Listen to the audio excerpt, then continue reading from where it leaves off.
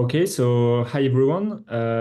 Today we'll have Raúl Ortega Chametla, who will be presenting his work. He's working at the Charles University, and he will be talking about the dead zones of protoplanetary disks.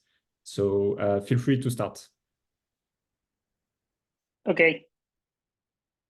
Thank you so much for the invitation. Well, as told us Rafael, I will talk about the dead zone evolution by magnetic field dragging and spiral waves induced by Rossby waves in protoplanetary disks, as well about the implications on planetary migration. To start, the outline of my talk is the next. I will give an introduction where I will talk about the dead zone in protoplanetary disks, about the Rossby wave instability,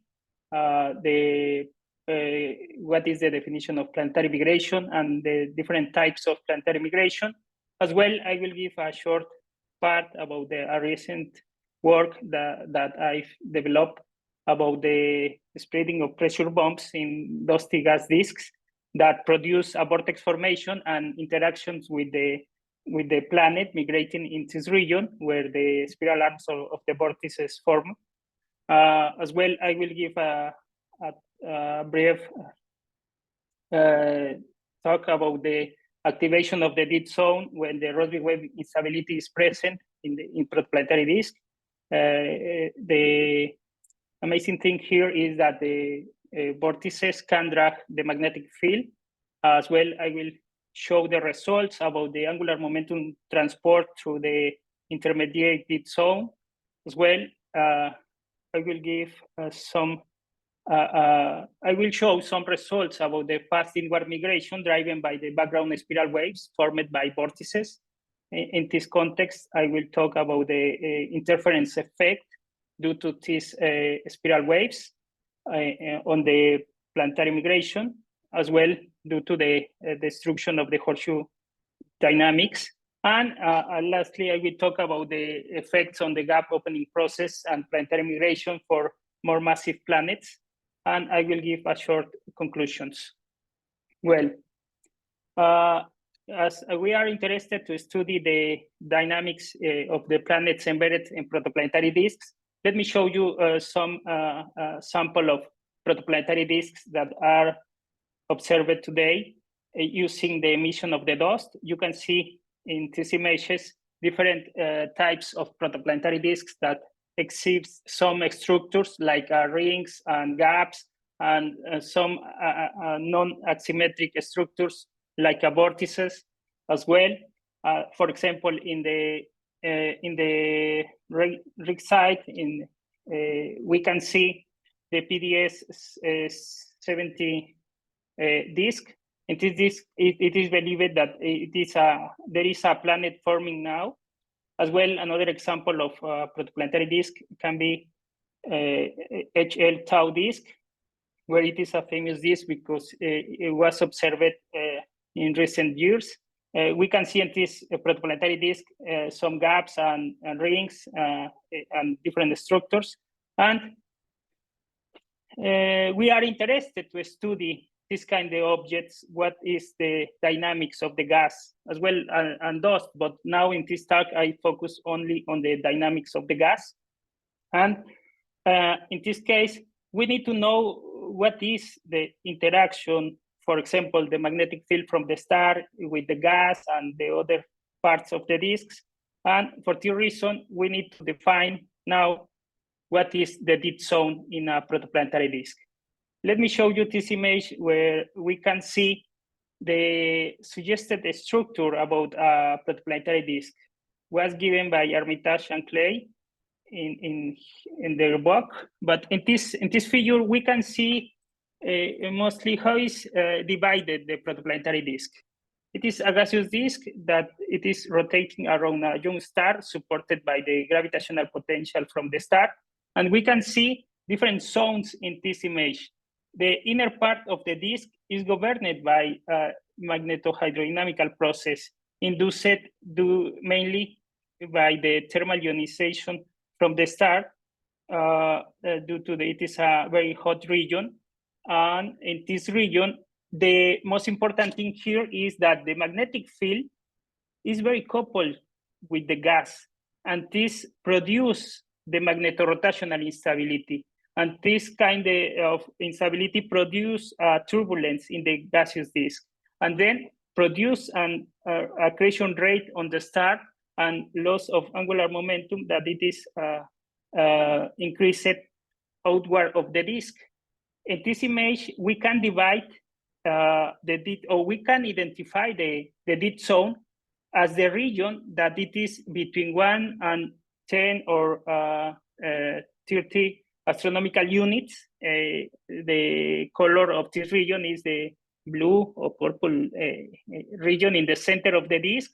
And in this region, the important thing is that the magnetic field is not strong coupled with the gas. Then in this region, the angular momentum transport is not governed by the magnetic field or the magnetorotational instability effect. Then it is the region where we are interested to know what's happened with the transport of angular momentum in this region produced by another sources, as vortices or spiral arms that are emerging from these vortices. And as well, we are interested to know what's happened with the dynamics of one planet embedded in this region. If the planet can migrate toward the star or outward the disk, it is the most important thing for the people that are working in planetary migration. In this image, we define and then the dead zone as this region, the blue region in this image, that it is produced by the poor ionization of the gas disk. Then, with this in mind, we can talk now about the Rossby wave instability. The Rossby wave instability can occur in different regions of a protoplanetary disk. The main regions are the transition zones between the dead zone and not dead zone in the protoplanetary disk. I mean, active zone where the turbulence is driven by magnetorotational instability, and the dead zone where the magnetic field is not coupled to the gas disk. Well, in this slide, let me show you the schematic view of this instability, the Rossby wave instability. Basically, the Rossby wave instability grow up due to the interaction of of two Rossby waves with negative and positive energy. You can see on the right side a scheme of this instability. We have two Rossby waves that are vorticity waves propagating in a gradient of vorticity. The interaction of these Rossby waves produce a vortex, a big vortex, because when this instability saturates, create vortices that merge over the time, but as well produce are coupled to spiral arms or spiral waves formed in a different region. That due to these waves are interacting and produce this kind of instability and disturbances, we need to know what are the requirements that produce this kind of instability. The criteria was studied for first time in 2 decades ago by Lee and collaborators in linear theory as well with numerical simulations. And the main thing here is the Rossby wave instability occurs if one function that depends of the vorticity contains a maximum or minimum point over the radial profile. We can see in the image of the right side maximum in this quantity, the quantity L, that is given by the equation 1. If this quantity contains a maximum or an extremum, the Rossby wave instability is produced. So the Rossby waves as well, I mentioned that have a dispersion relation very similar to the atmospheric waves. With this in mind, the Rossby wave is a good candidate to develop in the transition zones between active and dead zone in protoplanetary disks. And we are interested what's happened with the production of these waves in the dead zone. How is distributed now the angular momentum in this region? In the lower part of the right side, I show an image of how developed this instability. We can see 3 different vortices in a protoplanetary disk, as well some spiral arms propagating from these vortices. It is we are interested in this phenomenon. How is the evolution of the dead zone perturbed by this kind of disturbances created by Rossby wave instability?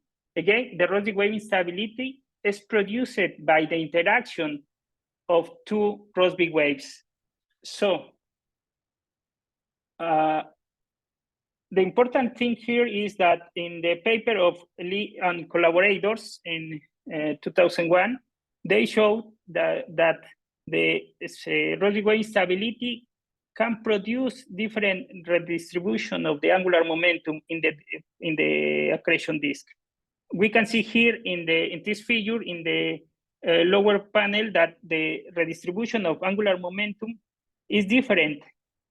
I mean, it is increased in this region of the disk where the Rossby wave instability occurs or the vortices are formed.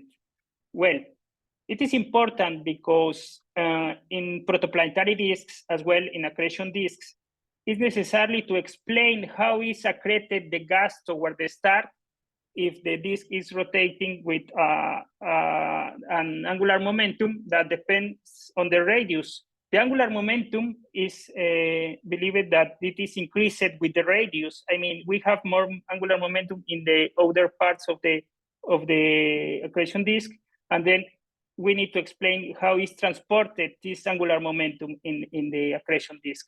For this reason, a good source to produce this redistribution of angular momentum is the Rossby wave instability. Well, as well, the Rossby wave instability can occur in the edges of a gap that it is carved by a massive planet.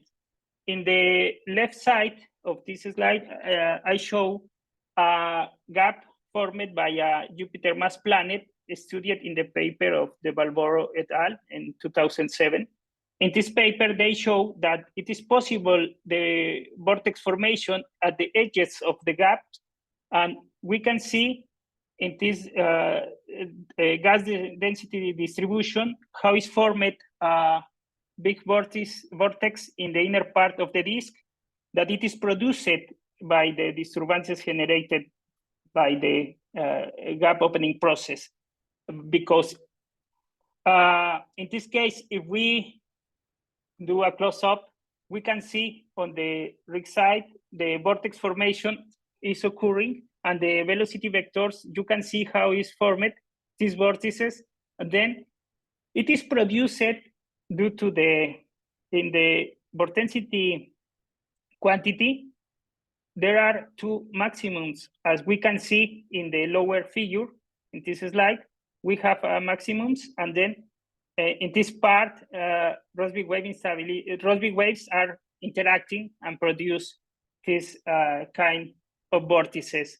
But again, the vortices can produce only in profiles, in radial profiles of surface density and temperature that contains peaks. In a very small profiles, the Rossby wave instability cannot occur.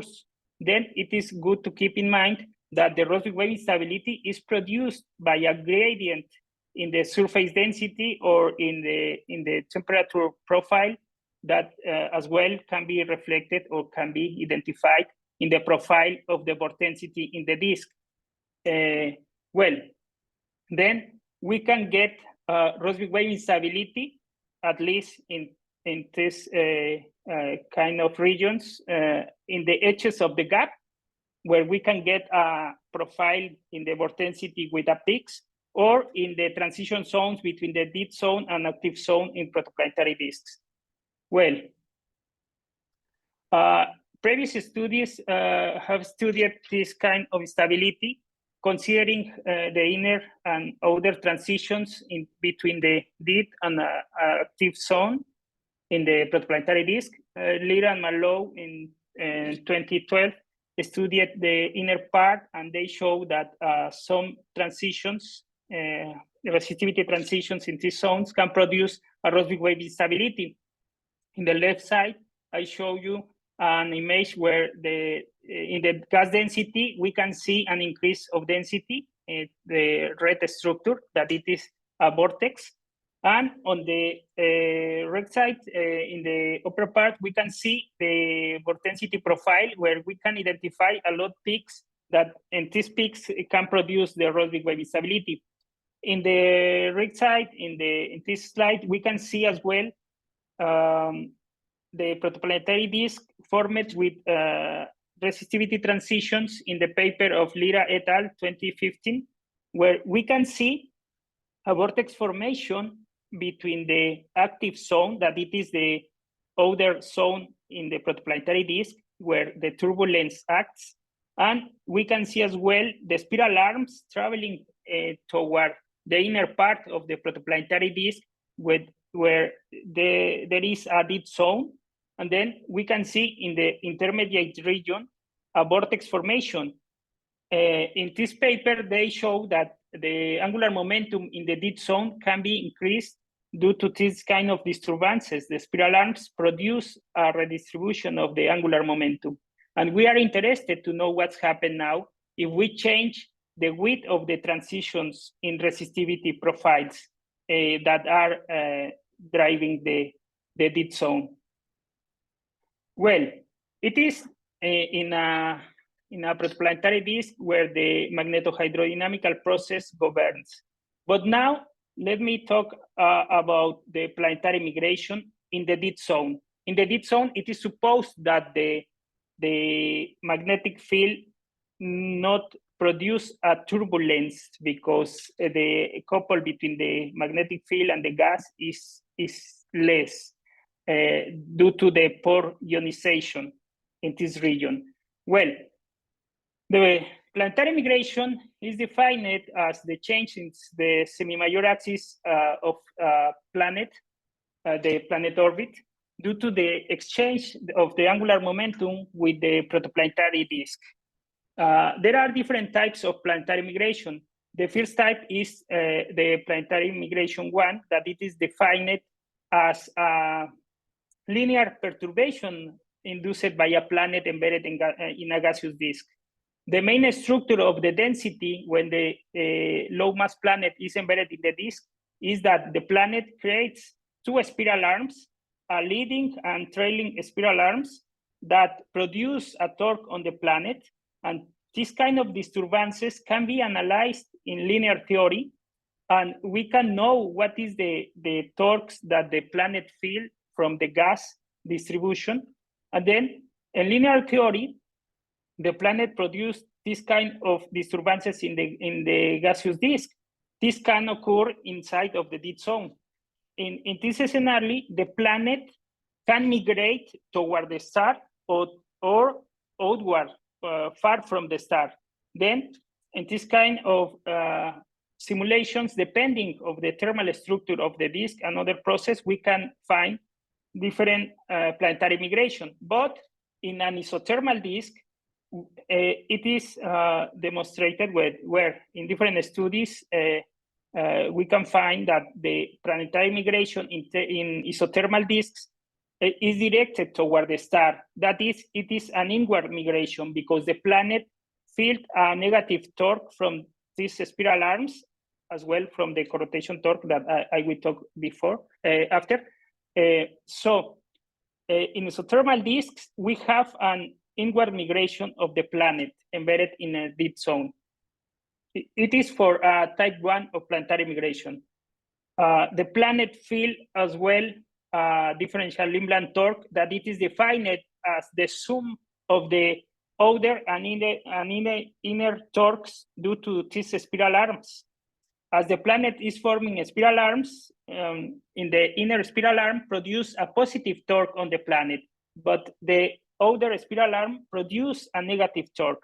The sum of both torques produce the differential Lindblad torque that it is given in linear theory by the equation 3 that I show in this slide. And in isothermal disks, we can notice kind of torques, and we can know how is the dynamics of the planet embedded in a gaseous disk. Well, if we increase, for example, sorry, let me show here what is another kind of torque that the planet feels. The gas that it is rotating or close to the rotation radius of the planet produce an exchange of angular momentum with the planet, because an element of fluid can produce exchange of angular momentum each time that this element of fluid pass close to the planet. In front or rear of the planet can produce less or more angular momentum to the planet. It is named the corrotation torque. This torque is produced for this exchange of angular momentum between the fluid elements that are around of the corrotation region of the planet. And this kind of torque can be calculated by linear theory as well. And we can see how is the dynamics of the planet embedded in a laminar disk, where the corrotation torque and Lindblad torque produce one type of migration. And isothermal disks, again, I repeat that the migration is directed toward the star. But the second type of planetary migration is for more massive planets. And we can see here in this movie how is the process of gap opening in the surface density of the disk. We can see here how is forming a gap in the surface density profile due to the massive planet is producing a gap in the planet because it is depositing momentum close in the vicinity of the planet and produce shocks that produce that the gas is accumulating in the one region close to the planet, and then the gap is formed in the surface density profile. And there are a lot of criteria to know if a massive planet can carve a gap or not. The important thing here is when the planet forms the gap, the planet is migrating with the same speed as the evolution of the viscosity in the disk. I mean, the disk is evolving due to the viscosity, and the same speed the planet is migrating toward the star. If the criteria given in the equations in the right side are satisfied. Only if the planet can carve a gap, the migration is in a different speed with in proportion to the planetary migration type 1. The third type of planetary migration is named runaway migration, that it is mainly experimented by intermediate mass planets with 15 Earth masses up to 100 Earth masses. And it is named runaway migration because the migration can be directed toward the star or outward, far from the star. And it is mainly driven by the corrotation torques due to the mass in this region is depleted by the planet, because the planet tried to carve a gap. But if we have a massive disk, the deficit of the mass in the corrotation region can produce a positive torque or negative, depending on the initial conditions of the disk, and the planet can migrate in different way in a runaway form. But it is named runaway migration or type 3, and it is considered in these images a diagram where we can divide the different types of planetary migration. But again, I repeat that it is in laminar disks, isothermal laminar disks, where there isn't a disturbance in this part of the disk. It is a laminar disk, and the planet can migrate depending of the torques that the planet feels. Well, what's happened now if we have some disturbances in this region where the planet is migrating, not a laminar disk?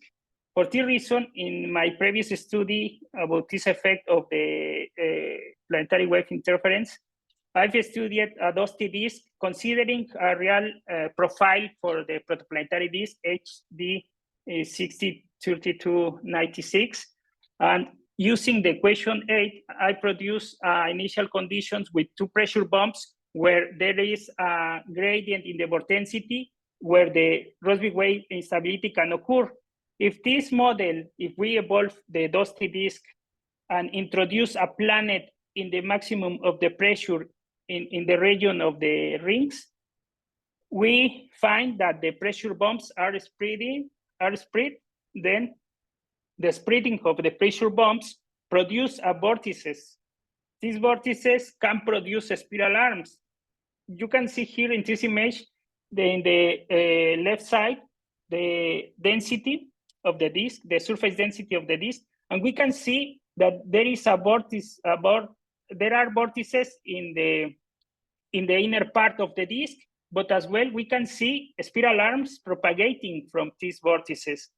These vortices, as produce these spiral arms, the spiral arms interact with the spiral arms from the planets, and then the torques that the planet field is different. In the right side, we can see the profiles of the gas surface density and dust surface density, and we can see how is maintained the pressure bumps up to the planet is introduced in the disk, and then the pressure bumps spread, and the vortex is formed. As well, we analyze the quantity L, that it is the inverse of the vorticity in the disk, and we can see on the left side how is this quantity versus radius, and we can see how are different peaks in this quantity, and then in the peaks of this quantity, vortices are formed, and then as we can see in the right side in the movie, the vortex is formed, a big vortex is formed, and this vortex can interact with the planet, as I show you here. You can see here how the spiral arm from the planet interacts with the spiral arm formed from the vortex. Then it is an interaction that produces different kind of torques on the planet. In the rotation torque is modified, as well the differential Lindblad torque is modified, and the planet can migrate in different way in the disk. Here, let me show you quickly the semi-major axis of the planets on the left side, and you can see here that the migration is in different way, showing different oscillations in the semi-major axis of the planets. Then, as well, the eccentricity is increased, and then that means that the planet feel different kind of torques due to the disturbances produced by spiral arms. For this reason, this was the motivation to study the vortices and angular transport momentum in the dead zone due to the Rossby wave instability in magnetohydrodynamical simulations, because we find in hydrodynamical simulations that the spiral arms can produce different kind of migration in the protoplanetary disk. With this in mind, let me show you our main results or main model about the magnetohydrodynamical simulations.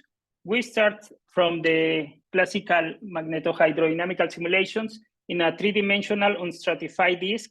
That means that the gravitational potential from the planet, as well the gas density, not depends on the vertical direction. That is the meaning of the unstratified disk. And we consider the three-dimensional equations about the magnetohydrodynamical equations. The first equation is the continuity equation. The second equation in this slide is the momentum equation, where we consider as well the terms for the magnetic field, and the indirect terms due to the frame of the reference is non-inertial. And the next equation is the induction equation, where we consider as well the resistivity term. That means that our simulations are not ideal magnetohydrodynamical simulations because we consider the resistivity term. And we are working in an isothermal disk. I mean, the pressure in the disk is proportional to the density by the sun speed. And then in this case, the sun speed is stationary, not evolves over the time. And we don't solve the energy equation in our simulations. Well, the magnetic field configuration in our setup is given by a vertical magnetic field, and we keep that the two magnetorotational wavelengths are contained or are solved in vertical direction in the disk, and we produce the magnetorotational instability in the active zone driven by this configuration of vertical magnetic field that depends on the radius only. And we give different resistivity profiles to generate the dead zone in the disk. The equation 15 shows the resistivity profile to generate a intermediate dead zone in the disk. On the right side, we can see the form of these profiles in resistivity. And the equation 16 gives the profile to generate an active zone and intermediate active zone in the protoplanetary disk, where we are interested to know how is distributed the angular momentum. The gravitational potential in our models is the next. We consider the gravitational potential from the star, from the planet, as well the indirect term of from the disk, and are defined by the equations 17 up to equation 20. And in this case, we have checked if the indirect term in the potential produce different results, but we find that it is not a change due to our unstratified disk simulations. To solve these equations, we use the Fargo 3D code, that it is a multi-fluid code developed by Frederic Masset and Pablo Benitez Lambay. The main developer is Pablo Benitez. And this code is based on the code Zeus that was developed by Stone and Norman. And in this code is focused mainly on the dynamics of protoplanetary disks. It is an hydrodynamical and magnetohydrodynamical code, as well can solve the dynamics of multifluids. I mean, the dust is treated as a pressureless fluid in this code, and we can solve the gas and the dust part considering as a fluids. As well, the code contains a Runge-Kota N-Bor integrator to solve the dynamics or the tracks of the planet embedded in a protoplanetary disk. The important thing of the code, between others, is that runs on CPUs and GPUs. If we can run the code in GPUs, at least the code can solve the equations 10 times faster than if we run the code on CPUs. Well, the code is mainly wrote in CUDA language, but there is a translator written in Python version too, that we can write our new routines in the code only using language C, and it is automatically translated to CUDA language.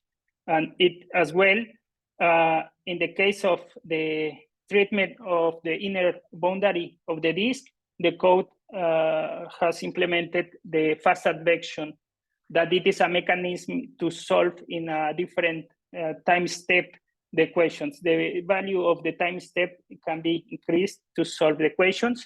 The code as well contains different meshes, kind of meshes. We can use density function meshes to solve in more accuracy form the regions close to the planet, for example, migrating in a protoplanetary disk.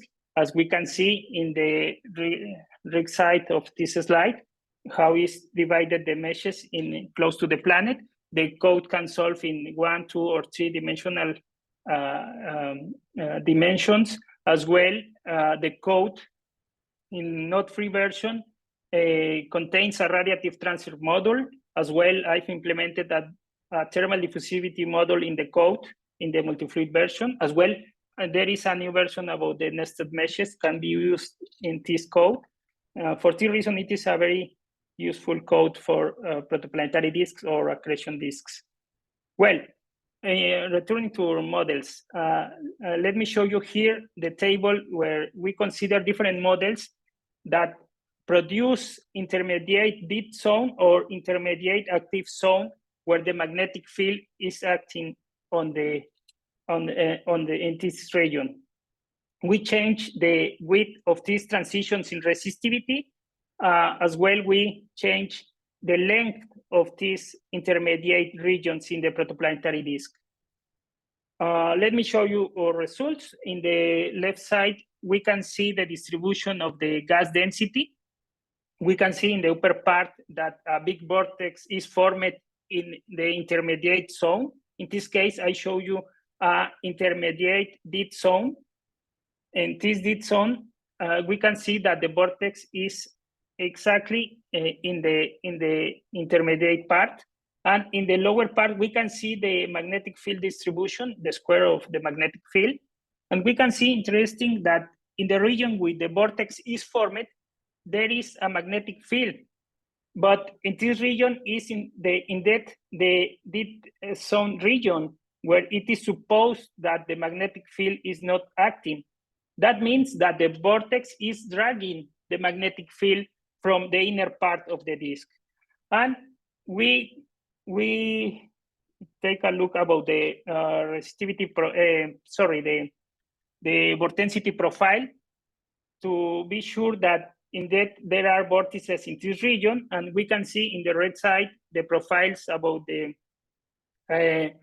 vorticity and density profiles. And we can see these maximums where the vortex is produced. And then we have evidence that the vortex is formed in this region.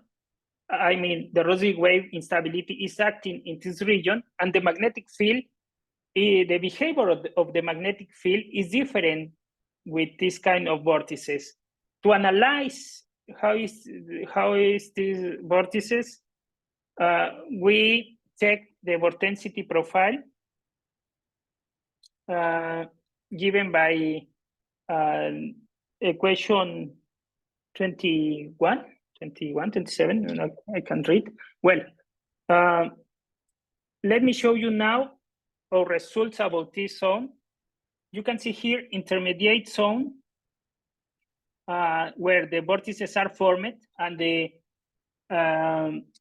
magnetic field in the middle of this column and this figure. You can see here different vortices are formed in the dead zone.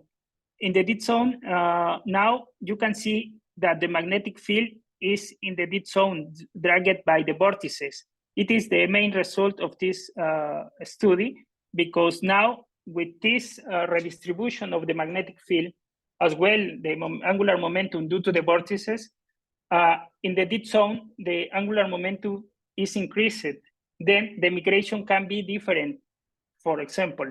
And in the third column of this figure, we show the vorticity of the simulations, and we now are sure that these structures that we can see in the density of the gas are vortices. And then we now can tell that the vortices can drag the magnetic field, because the vortex is exactly in the same region where the magnetic field is increased.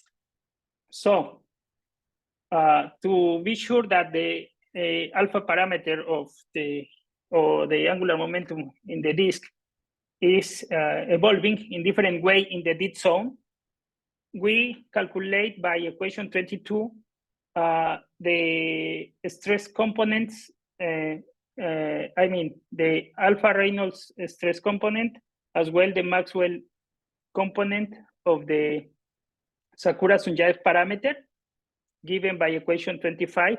And we can see on the left side how is evolving these stress components. The tensor stress components in the dead zone, that it is marked by the gray color. You can see how it's increasing in some parts of this region. Both components are increasing in this region. when it is supposed that it is the dead zone. So we find that exactly where the vortex is formed, the increase of the stress components is clear. So now the dead zone is evolving in a different way, produced by this vortex formation in the transition zones. We can see, for example, in the figure that it is in the right side, the evolution in the time of this quantity, the alpha parameter. And we can see that in the intermediate part of this figure, we can see like a superstructure. That means that this interaction can be produced by these vortices in different way, and then we can get different redistribution of angular momentum through the disk. Let me show you here an intermediate dead zone. For different models, we change the width of the transitions in the resistivity profiles, and we can find that the angular momentum in the dead zone is different if the vortices are formed, because we check that the increase in each cases is due to the vortices, not only for the standard evolution of the disk. Necessarily, we need to get a vortex formation to produce an increase in angular momentum in the dead zone in both components of the tensor stress. So we find that the redistribution of the angular momentum occurs in different way in the dead zone if the vortices are formed. As well, in the dead zone, in the active zone, we find that the angular momentum again suffers some changes due to the interaction of the spiral waves as well and the vortex formation. And again, the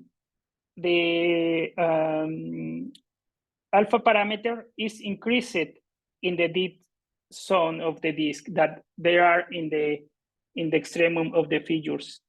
Well, with this in mind, we checked again the evolution in the time about the alpha parameter, and we can see here that the models labeled with the IDEAT letters, we can see that the alpha parameter versus radius is modified.